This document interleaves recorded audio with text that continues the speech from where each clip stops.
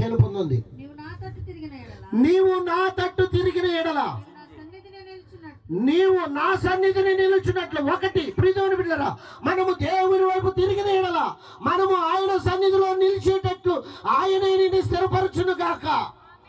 ఆ తర్వాత ఏమి నీచములో ఇంట్లో మాట్లాడుతుంటే నీకు ఆటోమేటిక్గా దేవుడు తెలివిస్తాడు.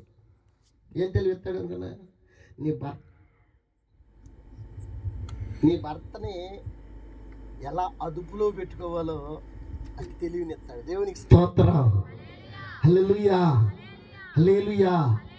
నీ పిల్లల్ని ఏ విధంగా కాపు కాసుకోవాలో దేవుడు నీకు జ్ఞానం ఇస్తాడు. ఎందుకని ఇక్కడ అంటున్నాడు, నీవు నా తట్టు తిరిగిన ఎడల ఏవి నీచమైనవో ఏవి ఘనమైనవో నీవు గుర్తుపట్టిన ఎడల నీవు నా నోటి వల్లే ఉంటావు.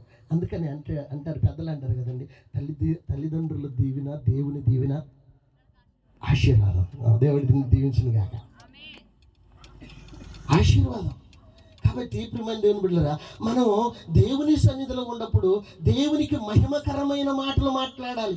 నీ నోటి వెంట ఏం రాకూడదు? కీడు మాటలు నీ నోటి వెంట రాకూడదు. నీ నోటి వెంట శుభవచనాలే పలకాలి కానీ కీడు మాటలు. ఒక తల్లి అంటది, ఎవరిని దొంపదేగా ఎవరిని ముగిస్తున్నాలే నాయకే చూస్తుంది ఆ తల్లి. ఎవరినంట? పిల్లడును కని శుభ్రంగా పెంచుకొని ఏమా అంటే ఆడు ఏదో చిన్న పొరపాటు. నీ దుంప అంటే ఎవరు? తండ్రి. తెలియకుండా అయ్యగారు అనరా?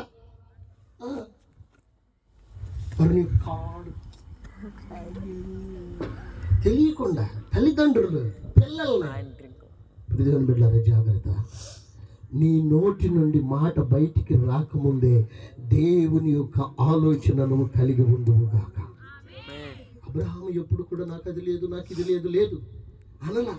దేవుడు నాకు తోడుగా ఉన్నాడు, ఆయన సమస్తమును చేయగలిగిన దేవుడని తనకు ఏదైతే సమస్తము కూడా దేవుని బిడ్డలారా ఒక్కటే మాట, ఆయనకు కలిగినంత దేవునికి ఇవ్వడానికి ఇష్టపడ్డాడు.